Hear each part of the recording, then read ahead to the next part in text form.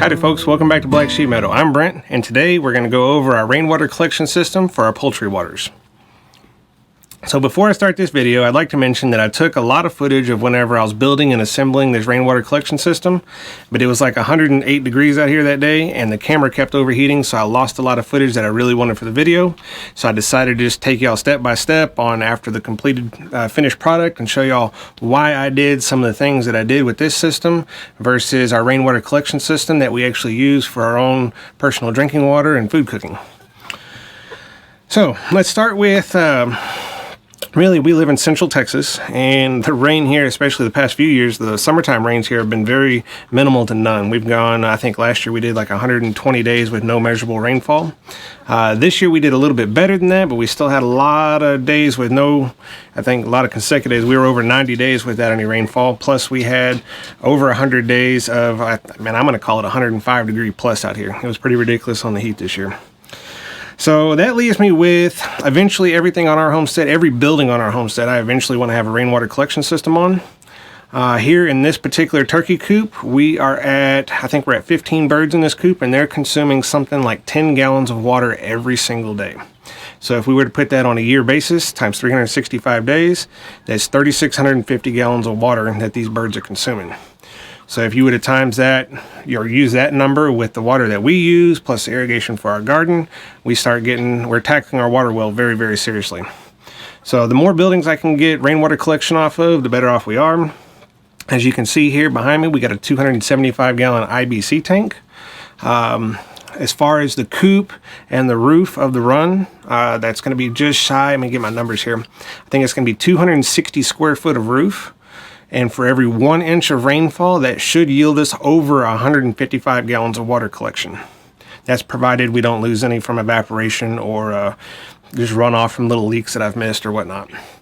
So I'm going to take y'all in on a tour here. As you can see, I'm not going to do this video specifically on the waters themselves. We actually have a different video for that. I'm going to leave, even once this rainwater collection system's set up, I've got it set up to where in the wintertime, if we have a freezing week, I can drain the tank to where I'm not going to bust any of the valves or the fittings on the automatic water part. So we're going to go over all that. Y'all hang in there for just a second.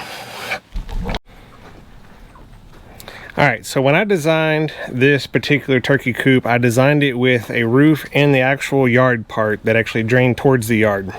I wanted that for a couple of different reasons. In this particular case, I've got the opportunity to collect, and I still could have done this from the outside too, but I had a better opportunity to collect rainwater from the inside of the coop because the outside cage, the wire mesh, is actually acting as a natural leaf barrier. As you can see in this vicinity, we have a lot of trees that are annually going to lose their leaves, especially in the fall time, which we're coming up on. If you look down the gutter system here, it looks pretty clean right now, but I can always add some hardware cloth to the top of the gutters if it does become too extreme. We're going to find out this fall. So, but from the inside of the run, it's just a basic gutter system, just like you'd see on the end of a house. We're going to get to the outside where our leaf catcher and basically the filtration system is for the water to go into the tank. All right, so we made it to the outside of the coop.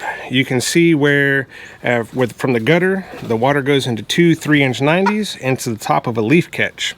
Now, where this system differs from most rainwater collection systems is most rainwater collection systems would have a first flush after this leaf catch.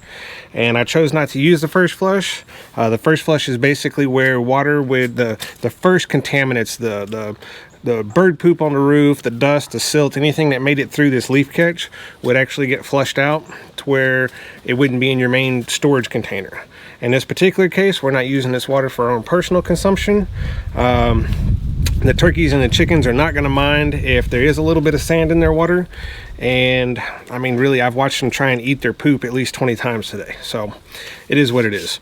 Didn't use the first flush on this system. I am very happy with this particular leaf catch.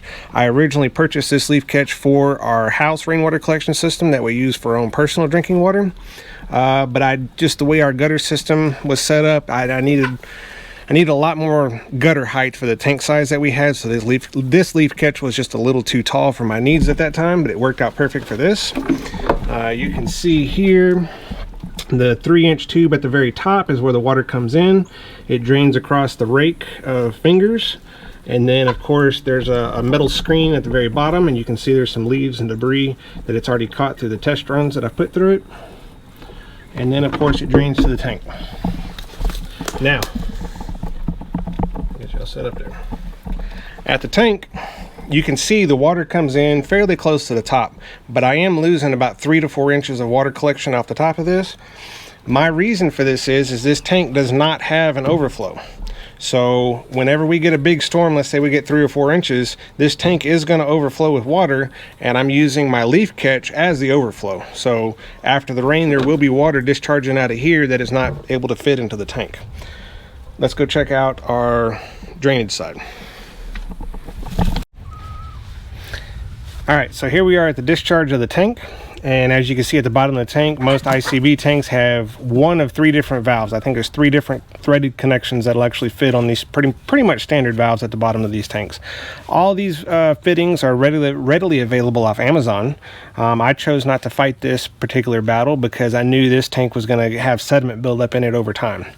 And because we're running an automatic waterer, that automatic water has a float and a valve in it that can stick and hang open, and I didn't want any of the dirt or debris from the tank plugging up or hanging that valve open. So I chose to add an additional valve off to the side, which is approximately 4 inches higher off the bottom of the tank, and hopefully that sediment will stay at the bottom and that water flow will still allow water to get to the water, and not any sediment, dirt, or debris to hang the valve open.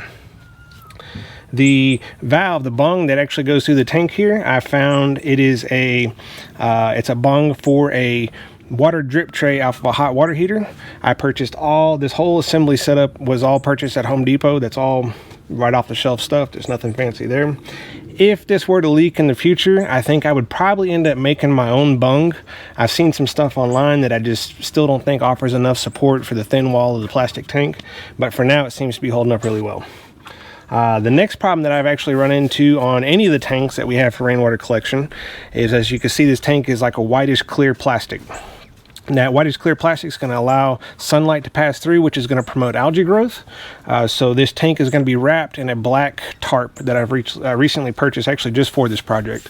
But having the black tarp wrapped around the tank is going to prohibit me from seeing the water level in the tank. If we go through a drought period, hopefully I would pay attention, but if I didn't, I still need a way to randomly look over at the tank and see what the water level is.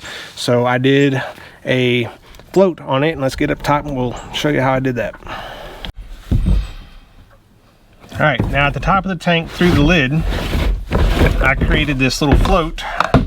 It's basically a 1-inch pipe neck down to a 1/2-inch pipe that's run back through a 1-inch pipe with 2 1-inch couplers on either side of the lid. And as the tank level, of course all those are glued together, as the tank level rises or lowers, this is going to float up or down with it, and I will be able to see where the water level of the tank is. Especially, looking from across the yard, I can make my daily routine. I'm going to feed or whatever, I can see this. Hey, I know that the tank level fell dramatically overnight, we got a water leak, or whatever the case may be. But hopefully this system is going to really improve our water consumption off of our water well. We'll see.